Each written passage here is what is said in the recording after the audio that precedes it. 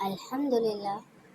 आज जिस हस्ती का इस्तकबाल करने का शर्फ हासिल हो रहा है वो इल्म और अमल की रोशनी में एक बेहतरीन मिसाल है। एक ऐसी बाहया बावकार और बाइल्म खातून जिन्होंने दीन की खिदमत को अपना मिशन, इल्म को अपनी ताकत और इस्लाह उम्मत को अपनी ज़िंदगी का मकसद बना लिया है। ये हैं सादिया बाजी। आइए इनसे मिलते हैं और पूछते हैं, ये वो शख्सियत हैं जिनके शब रोज़ क़ाल अल्लाह व क़ाल रसूल सल्लल्लाहु अलैहि वसल्लम की सदाओं से रोशन हो रहे हैं, जिनकी ज़बान इल्म और हिकमत की तर्जुमान है और जिनकी अमली नमूना है। आपने न सिर्फ दीनी तालीमात में महारत हासिल की बल्कि इन उलूम को आम करने के लिए दर्स व तदरीस, लेक्चर्स, तरबियती सेशंस, ख़वातीन के इस्लाही हल्के और सोशल मीडिया के ज़रिए एक मिसाली किरदार अदा किया। आपका अंदाज़े गुफ्तगू नरम, फ़हम और फ़रासत से भरपूर और बहुत आसान और दिल में उतर जाने वाला। आपके अल्फाज में सिर्फ इल्म नहीं बल्कि रूह की ग़िज़ा बनकर दिलों में ईमान जगाती हैं। आप ख़वातीन में पर्दे, हया, तरबियत, औलाद, सीरतुन-नबी सल्लल्लाहु अलैहि वसल्लम और सुन्नत से मुताल्लिक़ जैसे मौज़ूआत पर काबिल कदर खिदमत अंजाम दे रही हैं। और सबसे बढ़कर आप इल्म को ज़ीनत के लिए नहीं बल्कि उम्मत की इस्लाह के लिए इस्तेमाल करती हैं। तो आइए दिल की गहराइयों से खुशामदीद कहते हैं एक ऐसी आलिमा को, एक ऐसी हमारी रहनुमा को, एक ऐसी हमारी सरपरस्त को जो दीन की रोशनी बांटने वाली, इल्म की खादमा और उम्मत की बेटियों के लिए एक आइडियल है। मोहतरमा आलिमा सादिया हुमायूं बाजी, खुशामदीद कहते हैं जी आपको। अच्छा, मेरा पहला सवाल आपसे आज ये है जो हर हर हर औरत के दिल में है कि इस्लाम में औरत के पर्दे का क्या हुक्म है? वालेकुम अस्सलाम वरहमतुल्लाहि वबरकातुहू। जज़ाकुमुल्लाहु खैरन कसीरा। आपकी इनायत और दावत का शुक्रिया। अल्लाह ताला आपको जज़ाए खैर अता करे। मैं आपके तहे दिल से शुक्रगुज़ार हूँ कि आपने मुझे इस इंटरव्यू के लिए कहा, बल्कि मुझे ज़हन में था कि मुझे एक दिन आपको बुलाना है। पहले तो आपका नाम मैं बता देती हूँ क्योंकि आप भूल चुकी हैं। ये मेरी बहुत ही काबिल स्टूडेंट हैं, राबिया इनका नाम है। बहुत काबिल स्टूडेंट है मेरी, और अक्सर इनके जहन में ऐसे सवालात आते हैं जो आजकल की बच्चियों के लिए बहुत ज़रूरी होते हैं। और आपके इस हुस्न ज़न को कबूल फ़रमाए अल्लाह, जो आपने मेरे बारे में रखा हुआ है, और इसे दीन की खिदमत का ज़रिया बनाए। जज़ाकुमुल्लाहु अहसनुल जज़ाई फ़िद्दारैन। अल्हम्दुलिल्लाह, ये आपका हुस्न ज़न है कि आपने मुझे काबिल समझा। अल्लाह ताला आपके इस अमल को कबूल फ़रमाए और आपकी कोशिश को दीन के लिए नाफ़े बनाए। आमीन अल्लाहुम्मा आमीन। अब मैं आपको बताती हूँ, जो आपने मुझसे सवाल किया कि पर्दे के बारे में, कि इस्लाम में औरत के पर्दे का क्या हुक्म है।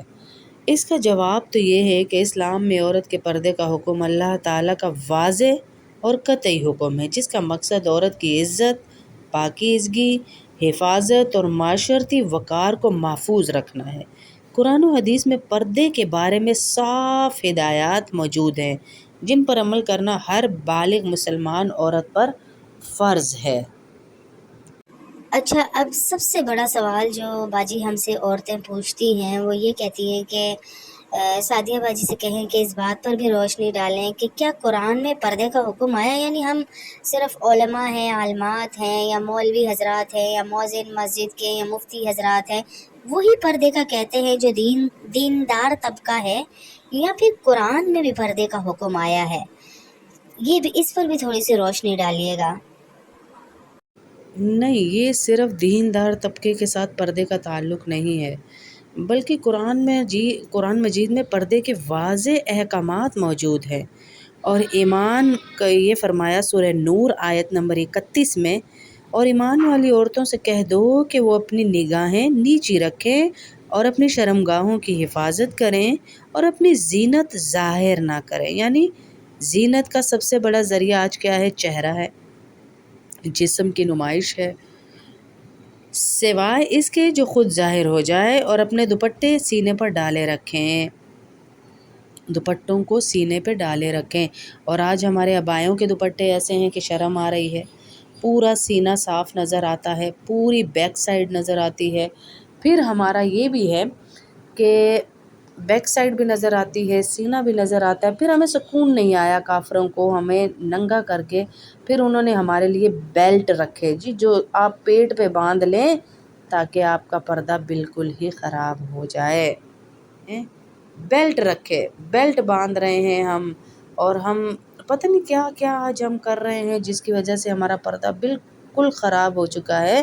تو اللہ تعالیٰ نے جو حکم دیا وہ یہ ہے عورتوں کے لیے، سورہ نور میں آیت نمبر 21 میں، اور ایک اور مقام پر کہا، اے نبی صلی اللہ علیہ وسلم اپنی بیویوں، بیٹیوں اور مومنوں کی عورتوں سے کہہ دو، جو کہتے ہیں نا صرف یہ ان کے لیے احکامات تھے ازواج مطہرات کے لیے، تو ایسا نہیں ہے، بلکہ کہا اپنی بیویوں، بیٹیوں اور مومنوں سے کہہ دو کہ وہ اپنے اوپر چادریں یعنی جلباب لٹکا لیا کریں، یہ زیادہ مناسب ہے تاکہ وہ پہچانی نہ جائیں اور ستائی بھی نہ جائیں۔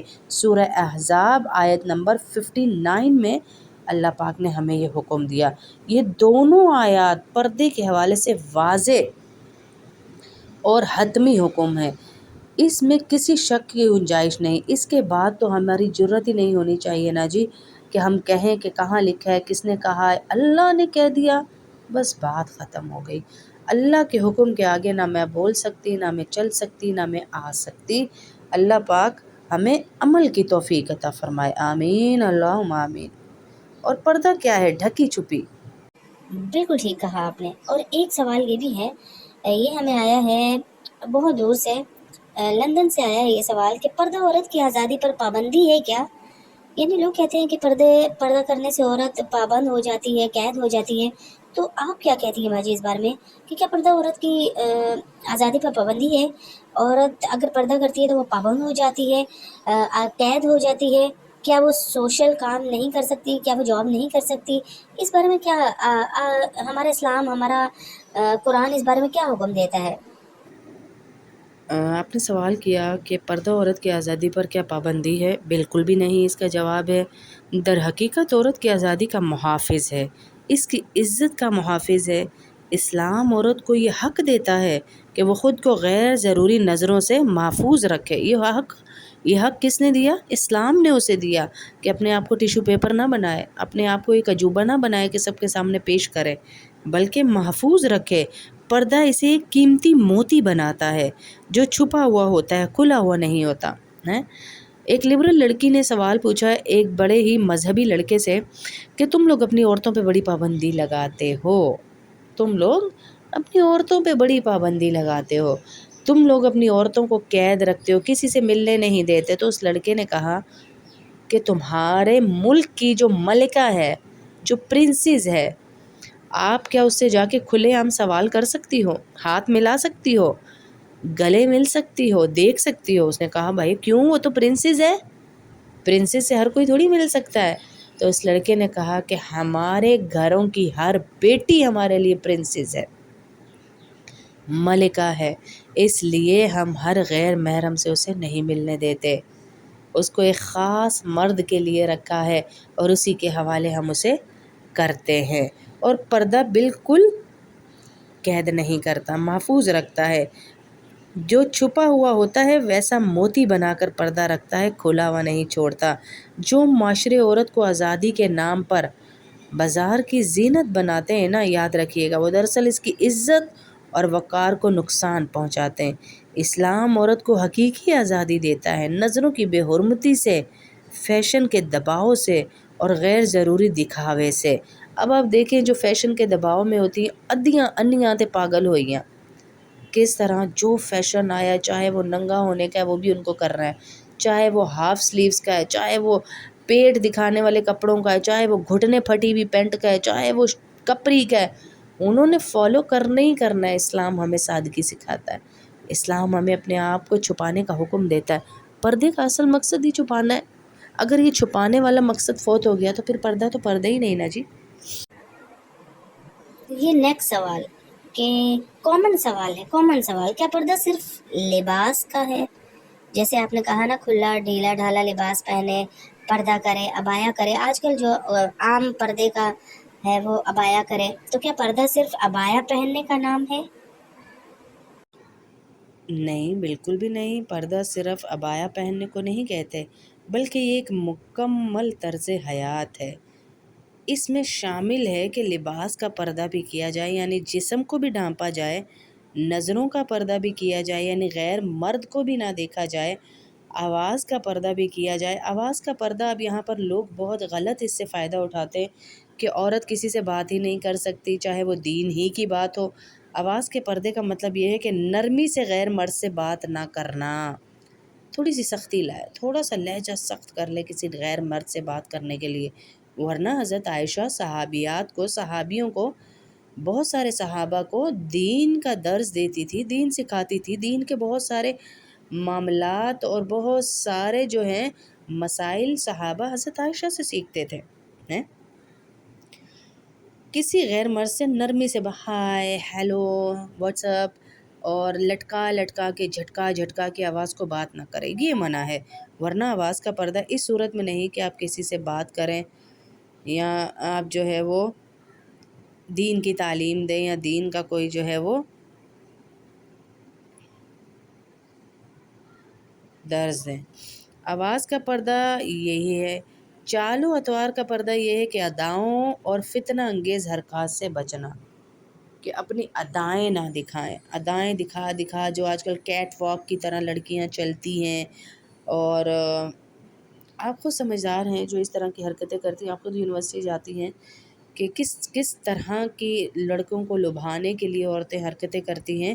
اس سے بچنے کو بھی پردہ کہا گیا ہے، یہ بھی پردہ ہے۔